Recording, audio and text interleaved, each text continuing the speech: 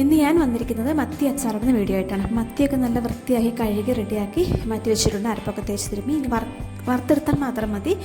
അപ്പോൾ അച്ചാർ പൊടി ഉപയോഗിക്കാതെ തന്നെ നമ്മൾ വീട്ടിൽ പൊടിച്ചിട്ടുള്ള അച്ചാർ പൊടി കൊണ്ട് എങ്ങനെ അച്ചാർ ഉണ്ടാക്കാൻ നോക്കാം. മത്തി അച്ചാർ നല്ല ടേസ്റ്റിൽ. അപ്പോൾ welcome back to Sera's entertainment vlogs. നമുക്ക് നോക്കാം എങ്ങനെയാണ് മത്തി അച്ചാറൊക്കെ ആകുമ്പോൾ നമ്മൾ പെട്ടെന്ന് അങ്ങ് എടുത്ത് തീർക്കുമല്ലോ. ഒരുപാട് നാളത്തേക്ക് സൂക്ഷിച്ചൊന്നും വെക്കത്തുണ്ടാവില്ലായിരിക്കും. അപ്പോൾ ഞാനിവിടെ കുറച്ച് വെള്ളമൊക്കെ ചേർത്തിട്ടാണ് ഉണ്ടാക്കിയെടുത്തിരിക്കുന്നത്. സ്വല്പം വെള്ളം കൂടി ചേർത്തിട്ടാണ് ഉണ്ടാക്കിയിരിക്കുന്നത്. ഒരുപാട് നാളത്തേക്ക് വെക്കുന്നില്ല, അപ്പം തന്നെ കുട്ടി തീർക്കും. അപ്പോൾ അങ്ങനെ മാറ്റി കുറച്ച് നാളത്തേക്ക് വെക്കേണ്ടവരൊക്കെ ആണെങ്കിൽ നമുക്ക് അങ്ങനെ കുറുക്കി ഉണ്ടാക്കിയെടുക്കാം കേട്ടോ. അപ്പം ഞാൻ ഇവിടെ ഉണ്ടാക്കാനായിട്ട് പൊടി എടുത്തിരിക്കുന്നത് ഉലുവ കുറച്ച് വറുത്തിട്ട് പൊടിച്ചെടുത്തിട്ടുണ്ട്. അതുപോലെ കടുക് സ്വല്പം, ഒരുപാടായി പോകരുത്, കൈപ്പരസം വരും.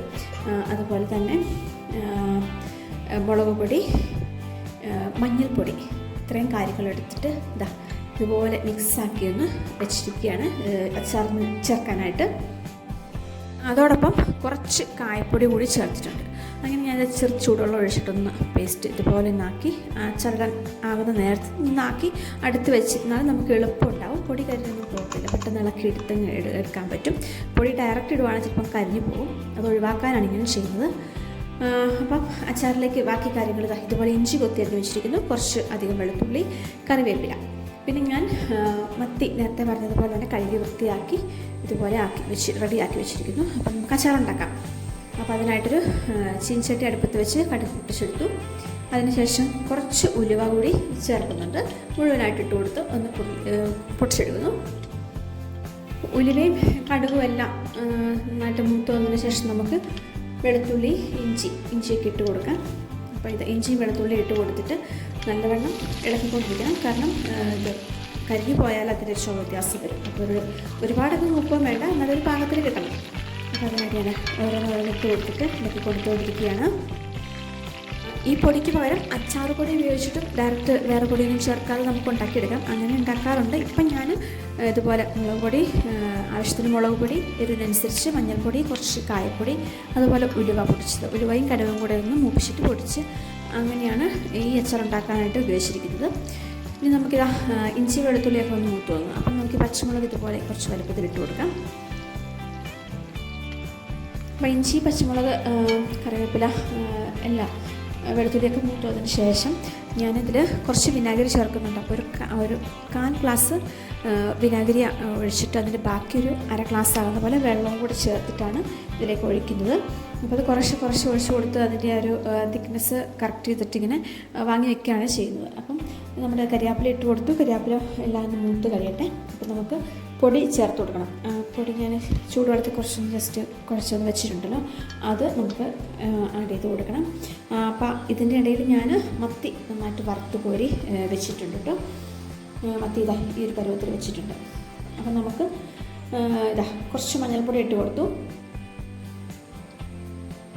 നന്നായിട്ട് ഇളക്കി കൊടുക്കുക, പൊടി കരിഞ്ഞ് പോകണ്ട.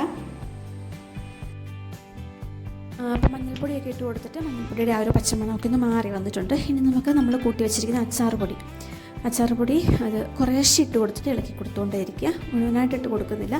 ആദ്യം 2-3 സ്പൂൺ ഇട്ട് കൊടുത്തിട്ട് മുളകൊക്കെ നിങ്ങളുടെ എരിവിനനുസരിച്ച് ചേർക്കാം.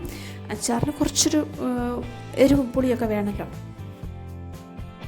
ഇതുപോലെയാണ് ഞാൻ വിനാഗിരി ആഡ് ചെയ്തെടുത്തിരിക്കുന്നത്, വെള്ളവും വിനാഗിരിയും കൂടി മിക്സ് ചെയ്തിട്ട്. അപ്പോൾ അത് റെഡിയാക്കി വെച്ചിരിക്കുന്നു. അപ്പോൾ ഈ മുളകും ഇതെല്ലാം നന്നായിട്ട് മൂത്ത് വന്നതിന് ശേഷം നമുക്കിത് വിനാഗിരിയും വെള്ളവും കൂടി ഇതുപോലെ ഒന്ന് ഒഴിച്ചു കൊടുക്കാം.